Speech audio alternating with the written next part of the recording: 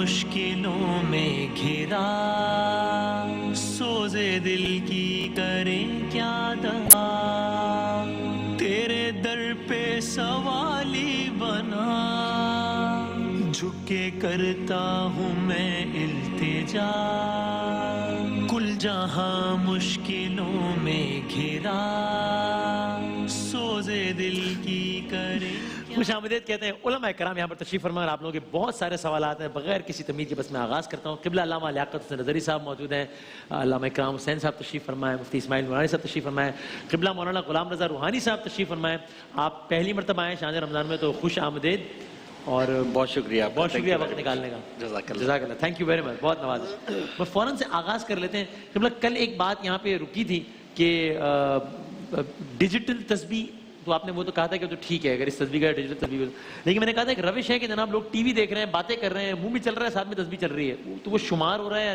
پتہ نہیں کیا ہو رہا ہے بے شمار ہو رہا ہے تو یہ اس کے بارے میں بتائیے گا جی بسم اللہ الرحمن الرحیم دیکھیں کل ذکر جیسے کیا گیا کہ تسبیح کا مقصد یہ ہے کہ تعداد اچھا چاہے آپ اس تسبیح پہ پڑھیں یا ڈیجیٹل تسبیح پہ پڑھیں اور بعض احادیث کے اندر یہ بھی آیا ہے کہ آپ اپنی انگلیوں کے پوروں پر گریں یہ گواہی دیں گے اللہ کی بارگاہ کے اندر مجھ پر اللہ کا تبارک اچھا ارے مفتی صاحب کا مائک کوئی بات میں آپ کو ہینڈ مائک دے دیتا ہوں کوئی مسئلہ نہیں بیٹا یہ ذرا ہینڈ مائک کھول دینا کوئی بات نہیں چل یہ لیجیے یہ سازش ہو رہی ہے مفتی صاحب میرا خیال صاحب ہاں جی جی تو اس اعتبار سے کسی بھی اعتبار سے گنا جائے اصل مقصود جو ہے وہ تسبیح کا کرنا ہے ٹھیک ہے کہ تسبیح کی جائے لیکن مقصود اللہ تبارک و تعالیٰ کا ذکر ہے یہ درود پاک ہے کوئی بھی چیز پڑھنا اب یہ جو لوگ باتیں کر رہے ہوتے ہیں اور اس کے اندر تسبیح چلا رہے ہوتے ہیں اور بھی بہت کچھ کر رہے ہوتے ہیں تسبیح چلا رہے ہوتے ہیں اچھا کچھ حکومتی نمائندگان پرانا یہ چلتا ہوا آ رہا ہے نام نہیں لینا چاہتا آپ کے اس مبارک پروگرام میں وہاں ایک حصول برکت کے لیے رکھی ہوتی ہے کہ تسبیح رکھیں آپ باعث رحمت ہے ٹھیک ہے لیکن آپ اس کو اس وقت چلائیں جس وقت آپ اللہ اور اس کے رسول کا ذکر کر رہے ہوں باتیں کر رہے ہوں وسیم بھائی کیا حال ہے خیریت سے ٹھیک گھر میں خیریت ہے نا ٹھیک ٹھاک ہے اور تسبیح آپ کی چل رہی ہے تو یہ تسبیح کی بھی بے ادبی ہے اور ایک اسلام کا ایک اچھی چیز ہے اس کو بھی خراب کرنے والی بات ہے نہیں پڑھ رہے آپ اس کو ہاتھ میں رکھ لیں خاموش ہو جائیں جب پڑھنا شروع کریں اس وقت رکھیں بالکل صحیح ٹھیک ہے اچھا اسماعیل نورانی صاحب جب ہم سنتے ہیں نا کہ یہ چرند پرند یہ مچھلیاں یہ سب اللہ تعالیٰ کی ثنا کر رہے ہوتے ہیں تو یعنی یہ میں سمجھنے کے لیے پوچھ رہا ہوں کہ یہ ہم استعارتاً کہہ رہے ہوتے ہیں یا واقعی اس طرح احادیث سے روایت سے پتہ چلتا ہے کہ واقعی ہر کوئی اپنی اپنے انداز میں ثنائے پروردگار کر رہا ہے تسبیح کر رہا ہے دیکھیں بسم اللہ الرحمن الرحیم سب سے پہلے تو یہ کہ قرآن مجید میں یہ بات مذکور ہے سبحان اللہ اچھا اللہ فرماتا ہے کہ وَإِن مِّن شَيْءٍ إِلَّا يُسَبِّحُ بِحَمْدِهِ کیا کہنا ہے ہر چیز اللہ کی تسبیح کر رہی ہے سبحان اللہ ایک جگہ فرمایا کہ كُلٌّ قَدْ عَلِمَ صَلَاتَهُ وَتَسْبِحَهُ ہر چیز نے اپنی اپنی تسبیح جان لی ہے کہ اس نے کیسے کرنی ہے اچھا اب کیا ہم یہ جان سکتے ہیں کہ مثلا یہ مچھلیاں یہ کس انداز سے تسبیح فرما رہی ہیں تو اس کے اندر پھر علماء کے دو طرح کے قول ہیں ایک یہ کہ ان کی تسبیح بعض علماء کا کہنا ہے کہ مقالی یعنی قولی ہے ہمیں نہیں سنائی دے رہی ہم اس پر مطلع نہیں ہیں صحیح لیکن ایک تسبیح مقالی ہے اللہ نے ان کو غیب رکھا ہے تاکہ لوگ ایمان بالغیب رکھیں اچھا اور بعض علماء کا کہنا یہ ہے کہ ان کی تسبیح مقالی نہیں ہے بلکہ تسبیح حالی ہے یعنی کہ ان کی اپنی حالت بس اللہ کی تسبیح کر رہی ہے یہ اپنی حال کے ذریعے سے تسبیح کر رہی ہیں جیسے آسمانوں کا ایک عرصے سے اسی طرح قائم ہونا چاند و سورج کا اپنے اپنے مدار میں گردش کرنا ان کا حال جو ہے نا تسبیح کر رہا ہے اچھا اب یہاں پر ایک بات یہ ہے کہ اس کا مطلب ہم یوں کہہ سکتے ہیں ان دونوں اقوال کو ملانے کے لیے اور عام عوام کی آسانی کے لیے کہ ان کی تسبیح اپنی اپنی کیفیتوں میں ہے لیکن کبھی کبھی اللہ رب العالمین جب چاہتا ہے کائنات پر تو ان کی تسبیح کو ظاہر بھی فرما دیتا ہے مثال کے طور پہ جب حضرت داؤد علیہ السلام جب جاتے تھے پہاڑوں کے دامن میں اور زبور شریف وغیرہ کو پڑھا کرتے تھے تو قرآن مجید ہی کہتا ہے نا کہ یسبحن والطیر یعنی کہ پہاڑ بھی ان کے ساتھ تسبیح کیا کرتے تھے پرندے بھی شامل ہو جاتے تھے تو اس کا مطلب ہے کہ عموماً تو ان چیزوں کی تسبیح حالی ہے اور اللہ نے سائلنٹ رکھا ہوا ہے ان کو لیکن وہ پروردگار قادر و قیوم ہے جب کبھی وہ اپنی قدرت کا شاہکار ظاہر کرنا چاہتا ہے تو انہی چیزوں کی تسبیح کو ظاہر فرما دیتا ہے اور ایک بات یہ ہے کہ بعض چیزوں کی تسبیح کو اللہ نے مختلف کیفیات سے تعبیر کیا مثلا درخت ہیں تو ان کی تسبیح کہ یہ قیام کی حالت میں ہے یہ ان کی عبادت گزاری ہے پہاڑ جو ہیں یہ جیسے معلوم ہوتا ہے قادے میں بیٹھے ہوئے ہیں بعض جانور جو ایسے معلوم ہوتا ہے رکوع میں ہیں اور بعض جو پیٹ کے بل چلتے ہیں معلوم ہوتا ہے سجدے میں ہیں تو انسان سب سے افضل اس لیے ہے کہ انہیں تو اللہ نے الگ الگ تسبیح دی اور ہمیں اللہ نے قیام بھی دیا, رکوع بھی دیا, سجدہ بھی, ہمیں سارا عطا فرما دیا. اس لیے ہمیں وہ ایک طرف اعزاز بھی ہے, مگر اس کے ساتھ بندگی بھی پھر ہمیں کرنی بھی چاہیے کہ رب نے جب ہمیں یہ ساری تسبیحات دی ہیں تو ہمیں ان سب میں شامل بھی ہونا چاہیے. سبحان اللہ, جزاک اللہ. علامہ اکرام صاحب, اب وہ بچے ہیں نا اپنے طور پہ سوالات پوچھتے ہیں. مثلا اب وہ ہمارے وہ سیگمنٹ میں وہ احمد ڈاک صاحب ہوتے ہیں جو, اور پوچھیں وسیم بھائی یہ جو طوطے ہیں آپ کہتے ہیں کہ جناب اللہ تعالیٰ کی سب تسبیح کرتے ہیں, تو کیا یہ بھی روزہ رکھتے ہیں کیا ہمارے ساتھ؟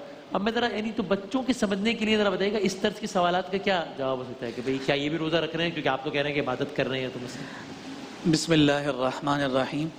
یہ تو بڑی وضاحت کے ساتھ مفتی صاحب نے ارشاد فرما دیا کہ جملہ مخلوقات اور اس کائنات کی جتنی مظاہر ہیں وہ تمام کے تمام اپنے اپنے انداز میں اللہ رب العزت کی تسبیح میں, اور اس تسبیح کو آپ یوں کر لیجئے کہ عبادت میں مشغول اور مصروف ہیں. بالکل صحیح. اچھا, کچھ عبادات ظاہر سی بات ہے ہر ایک مخلوق کے ساتھ مختلف انداز میں موسوم کر دی گئی ہیں کہ یہ عبادت فلاں کے لیے, یہ عبادت فلاں کی ہے.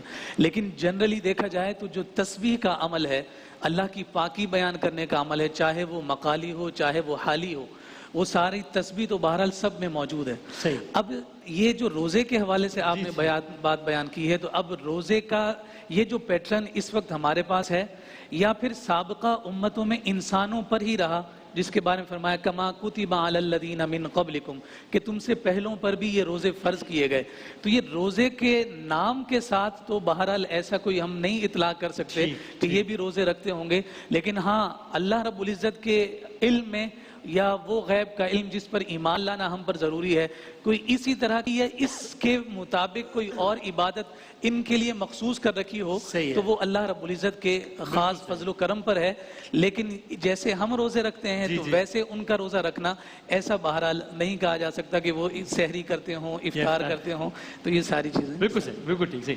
اچھا قبلہ روحانی صاحب یہ بتائیے گا, ایک سوال یہ آیا ہے کہ منگنی کی, نکاح کے حوالے سے کل بڑی تفصیلی گفتگو ہوئی, نکاح اور طلاق کے مسائل میں ڈسکس ہوئے. منگنی جو ہے یہ ایک سوسائٹل نارم ہے یا ایک ریلیجس, یعنی اس کی شرعی کوئی حیثیت ہے یا بس یہ ایک معاشرتی ایک چیز ہے, بس کا کوئی شریعت وجہ سے کوئی تعلق نہیں ہے؟ شرعی طور پہ تعلق اسی وقت بنتا ہے جب آپ نکاح کے بندھن میں بن جاتے ہیں. یہ بتائیے. بسم اللہ الرحمن الرحیم. اللہم صلی علی محمد و علی محمد. وسیم, میں آپ کو بتاؤں کہ منگنی علماء بھی انشاءاللہ فرمائیں گے کہ شرعی اعتبار سے منگنی کی کوئی حیثیت نہیں ہوتی, سوائے اتنے کہ آپ نے منسوب کر دیا کہ بھئی اس بچے کی اس بچی سے مستقبل میں یا اس بچی کے اس بچے سے مستقبل میں جو ہے وہ شادی ہونی, نکاح ہونا ہے. اور یہ سمجھنا نہایت ہی ضروری ہے کہ منگنی کے بعد بھی یہ لڑکا اور لڑکی آپس میں اتنے ہی نامحرم ہیں جتنا منگنی سے پہلے تھے. کوئی فرق نہیں پڑا پریکٹیکلی اسپیکنگ؟ پریکٹیکلی کوئی فرق نہیں پڑا. یعنی اگر ہم یہ سمجھتے ہیں بعض اوقات کہ اگر ایک باپ اپنی بچی کو دیکھ لے کہ وہ کسی لڑکے کے ساتھ موٹر سائیکل پر آئی ہے تو 2 تھپڑ اپنی بیٹی کو بھی لگائے گا اور 2 اس لڑکے کو بھی لگائے گا. لیکن منگنی کے بعد یہی باپ بڑی آسانی کے ساتھ اسی بچے کے ساتھ اپنی بیٹی کو بھیج دیتا ہے. تو اگر غیرت ایمانی تھی تو ابھی بھی اتنا ہی غصہ آنا چاہیے. اچھا, وہ ذاتی غیرت ہے. ٹھیک ہے. جو مسلمان کی غیرت تو ہے, اسلام والی غیرت نہیں ہے. تو اسلام والی غیرت یہ ہے کہ ابھی بھی اتنا ہی نامحرم سمجھو. ٹھیک ہے. تو بہتر یہ ہے کہ نپٹ دیا جائے. اس بنیاد پر یہ تو بات سمجھ میں آ گئی کہ اس بنیاد پر منگنی کی مذمت کی گئی ہے کہ بھائی آپ مت, یا اٹ از فائن, ٹھیک ہے, اگر ان تمام چیزوں کا خیال رکھا جائے تو سوسائٹل طور پہ یا معاشرے کے اعتبار سے اگر پتہ ہے نکاح کرنا ہے 1 سال بعد, ابھی صرف ایک بات پکی کرنے کے لیے یہ رسم کر لی ہے, تو اگر احتیاط کا خیال رکھا جائے جو آپ نے بتایا تو اٹ از فائن, یا اس کی مذمت کی گئی اس عمل کی منگنی کی؟ دیکھیں, مذمت اٹ سیلف منگنی کی نہیں ہو سکتی, نہ کی جا سکتی ہے, اس لیے کہ اگر آپ خاندان کے بزرگ بن کر بچوں کے لیے آپس میں بات طے کرتے ہیں اور بچے بھی اس پہ راضی ہیں, ظاہر سی بات ہے کہ اجازت لینا ضروری ہے لڑکے لڑکی سے. تو ایک جیسے لڑکی نے سوال کیا مجھ سے کہ مولانا میری منگنی ہو گئی ہے, میں جو ہے وہ اپنے ہونے والے ہسبینڈ سے بات کر سکتی ہوں؟ میں نے کہا دیکھیں, جس لہجے میں آپ اس سے بات کر رہی ہیں اگر اسی لہجے میں کر رہی ہیں تو کوئی حرج نہیں ہے, لیکن جب ان سے آپ بات کریں گی تو آپ کا انداز اور ہوگا. تو جو آپ پوچھنا چاہ رہی ہیں, اگر درمیان میں ایسے جو خاص شوہر کے لیے الفاظ مخصوص ہیں یا جو انداز مخصوص ہے تو وہ اجازت نہیں ہے آف کورس. لیکن اگر نارمل آپ بات کر رہے ہیں تو ویسے بھی بہت سارے مرد حضرات بہت ساری خواتین سے, بہت سی خواتین بہت سارے مرد حضرات سے بات کرتے ہیں.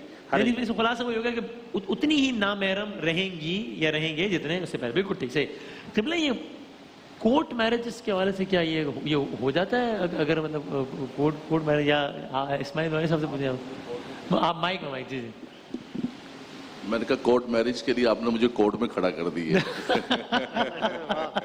کیا کہنا نہ ادھر کے نہ ادھر کے بندہ. دیکھیں کل جیسے نکاح کے لیے مفتی صاحب نے فرمایا کہ نکاح کی اسلام کی جو بنیادی شرائط ہیں وہ یہ ہیں کہ آپ دو گواہان کے سامنے ایجاب و قبول کر لیں. صحیح ہے. اور یہ ایجاب و قبول اگر دو گواہان کے سامنے ہو, وہ کہیں بھی ہو, وہ گھر میں ہو, وہ مسجد میں ہو یا کورٹ میں ہو, وہ نکاح منعقد ہو جائے گا. صحیح ہے. اب یہ جو کورٹ کے نکاح کی ایک صورت یہ بنتی ہے کہ لڑکی لڑکا بھاگ کے جائیں اور بھاگ کے جا کے کورٹ میں کریں. جی جی یہ گراؤنڈ کی جو پوزیشن ہے بہرحال اس کی کسی بھی اعتبار سے جو ہے تائید نہیں کی جا سکتی اور اس کو اچھا نہیں کہا جا سکتا ہے. نکاح کے انعقاد پر جہاں تک بحث ہے وہ تو کل اس پر مستقل ہو گیا کہ دو گواہان کے سامنے ایجاب و قبول ہو گیا تو نکاح منعقد ہو گیا انعقاد نکاح پر. لیکن معاشرتی اعتبار سے کیا یہ اچھا ہے؟ کیا یہ اچھا ہے کہ کل کو تمہاری آپ کی بیٹی کو یا آپ کے ہونے والے بچوں کو یہ کہا جائے کہ انہوں نے بھاگ کے جا کے شادی کی تھی؟ تو اس سے بہتر ہے کہ آپ اپنے ماں باپ کو راضی کیجئے. ماں باپ کو بھی چاہیے جیسے کہ اللہ نے فرمایا کہ اپنے بچوں کی خواہشات کا خیال رکھیں اور اپنے بچوں کی بہرحال جہاں تک انعقاد نکاح کا تعلق ہے تو نکاح کے اعتبار سے نکاح ٹھیک ہے, لیکن اس کو پروموٹ نہیں کیا جانا چاہیے. سر بس کوئکلی ایک سوال کر لیتا ہوں. نک نیمز ہم رکھ لیتے ہیں لوگوں کے, اٹ از فائن. پپو ہے, کوئی جیک ہے, کوئی جان ہے, پتہ نہیں کیا شیخو ہے, ٹھیک ہے؟ دیکھیے ایسے نک نیمز کے جن کے پکارنے سے جس کا نام ہے وہ برا مانتا ہے اور نام باقاعدہ بگاڑا جا رہا ہے اور بگاڑنے سے اس کے معنی اور مفہوم بھی تبدیل ہو رہے ہیں. جیسے آپ نے کہا پپو ہے, نہ جانے کیا کیا نام شیخو ہے. جی, اب ہم ان ناموں سے ان کو پکار رہے ہوتے ہیں. اول تو ان کا کوئی معنی نہیں ہوتا, دوسرا یہ ہے کہ نہ جانے جسے پکارا جا رہا ہے اس کے دل پر کیا گزر رہی ہوتی ہے. پھر قرآن مجید فرقان حمید نے بطور خاص نام کو بگاڑنے سے منع فرمایا. تو اس وجہ سے اگر پیار و محبت کا ایسا معاملہ ہے کہ اس میں معنوی اعتبار سے بھی کوئی افادیت ملتی ہے تو پھر جیسے آپ ڈاکٹر صاحب مائنڈ نہ کرو. چیکو بھائی ہے, اب چیکو بھائی مائنڈ نہیں کرتے. میں چیکو بھائی کو چھوڑ دیتا ہوں, ڈاکٹر صاحب کی بات کر لیتے ہیں. ڈاکٹر صاحب ہیں, اب وہ ڈاکٹر صاحب کو آپ ڈاکٹر صاحب کہتے ہیں تو یہ ایک طرح سے نک نیم ہے, لیکن وہ خوش ہوتے ہیں کہ وہ میرے مستقبل کی طرف جو ہے نا مجھے اشارہ کریں کہ میں بڑے ہو کے ڈاکٹر صاحب بنوں گا. اب اس میں ڈاکٹر صاحب کہنے میں یا ڈاکٹر صاحب کہنے میں کوئی ایسا نہیں ہے کہ انہیں کوئی برا لگتا ہو یا کوئی ایسا یہ نام ہے کہ جو معنوی اعتبار سے ہاں ان کو گبلو موٹو ببلو کچھ اور کہیں تو ممکن ہے کہ وہ برا مانے, یا ان کے ساتھ کھیلتے ہوئے بچے کہیں گے. تو اس اعتبار سے ہمیں ضرور خیال اور لحاظ رکھنا چاہیے. نام بگاڑنے سے شریعت مطہرہ نے منع فرمایا. بالکل ٹھیک, صحیح, بالکل ٹھیک ہو گیا. یہ حمزہ صاحب ہیں, یہ کہہ رہے ہیں وسیم بھائی یہ میرے چھوٹے بھائی نے, پتہ نہیں کتنا چھوٹا ہے وہ, مطلب بالغ ہے یا نابالغ ہے, آپ دونوں کے بارے میں بتائیں.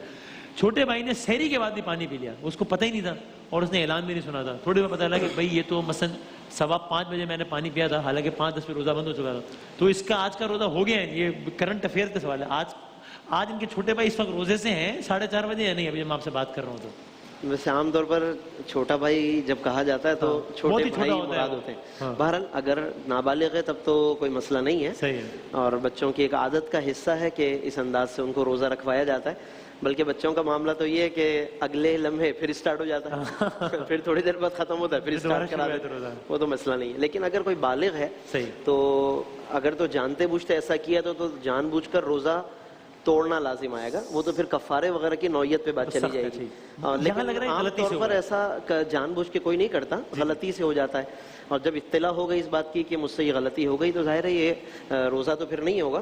اور ایسی صورت میں پھر اس روزے کی جو بالغ ہے جس کے ساتھ ایسا ہوا ہے وہ بعد رمضان اس روزے کی پھر قضا کی جائے گی. اس میں فقہ جعفریہ کا بھی تقریباً یہی بنا ہے, سیم ہے ایسا ہی. ٹھیک, بس آخری ایک بات بتا دیجیے, گھروں میں جانور پالنا, پیٹس پالنا, تو یہ ٹھیک ہے یا اس کی مذمت ہے اسلام میں؟ بنیادی طور پر تو اس کی مذمت نہیں ہے. یعنی اگر وہ جانور آپ پال رہے ہیں جیسے کبوتر پال رہے ہیں یا مرغی پال رہے ہیں, بکریاں پال رہے ہیں, بلکہ تو تاکید بھی ہے بعض روایات کے اندر. اور یعنی ایون کبوتروں کے بارے میں مچھلیاں حرج نہیں ہے اس طرح کی چیزوں میں. لیکن اگر فرض کریں نجس جانور پالے جا رہے ہیں یا حرام گوشت جانور اگر پالے جا رہے ہیں تو اس میں نجس جانور جیسے کتا, اگر اس میں بھی اگر جو ہے وہ خیال رکھا جا رہا ہے, ان نارمز کا جو اسلام نے بتائیں, جیسے گھر کی رکھوالی کے لیے آپ پال رہے ہیں, تو اس حد تک حرج نہیں ہے. لیکن یہ جو مغرب میں رائج ہے کہ ڈاگز پالے جا رہے ہیں, تو اس کی اسلام نے یقیناً مذمت کی ہے. نجاست ہر جگہ پھیلتی ہے اس کی وجہ سے. یا جیسے حرام گوشت جانور ہے تو اس کے بارے میں ہماری فقہ جو ہے وہ یہ کہتی ہے کہ اگر ان کے بال بھی اگر آپ کے بدن پر لگے ہوئے ہیں, کپڑے پر لگے ہوئے ہیں, تو بہرحال پھر آپ کی نماز نہیں ہوتی ہے. حرام گوشت جانور کے اجزاء اگر آپ کے بدن اور پر یہاں لگے حرام گوشت جانور سے مراد کیا ہوگا؟ حرام گوشت یعنی وہ جانور جو ویسے تو پاک ہیں ٹھیک ہے، لیکن ان کا گوشت کھانا جائز نہیں گوشت ہے. کھانا حرام ہے، جیسے بلی ہے. اچھا اچھا اچھا ٹھیک ہے، ٹھیک ہے نا. یہ فقہ جعفریہ میں گدھا ان معنوں میں آتا ہے حرام گوشت جانور؟ کون پالے گا گدھے کو گھر میں؟ نہیں پالے گا نہیں، کھلانے والے بہت ہیں نا، گدھے کھلائے جا رہے ہیں ہر جگہ، پتہ نہیں وہ. ہاں فقہی مسئلے کے اعتبار سے بہرحال جو حلال جانوروں کی لسٹ ہے گدھا ان میں شامل ہے. اچھا صحیح ہے جی صحیح. اس میں فقہ حنفیہ کا بھی یہی ہے معاملہ. تقریباً جو جانور بتائے گئے ہیں تو حرام ہونے میں تقریباً وہی جانور صحیح ہیں. ٹھیک. اور بھی اگرچہ فہرست تو بہت زیادہ ہے صحیح ہے. لیکن جن جن کا بھی ذکر آیا تو وہ اس حرام ہی میں ہے. ٹھیک ہے، بہت شکریہ علماء کرام کا، سب کا بہت شکریہ. ایک وقفہ لیتے ہیں انشاءاللہ، ہمارا نیکی کا سیگمنٹ بھی اور اذان عصر بھی انشاءاللہ بریک کے بعد حاضر ہوں گے. کل جہاں مشکلوں میں گھرا، سوزے دل کی کریں کیا دوا، تیرے در پہ سوالی بنا، جھک کے کرتا ہوں میں التجا. کل جہاں مشکلوں میں گھرا، سوزے دل کی ہمیشہ جو قائم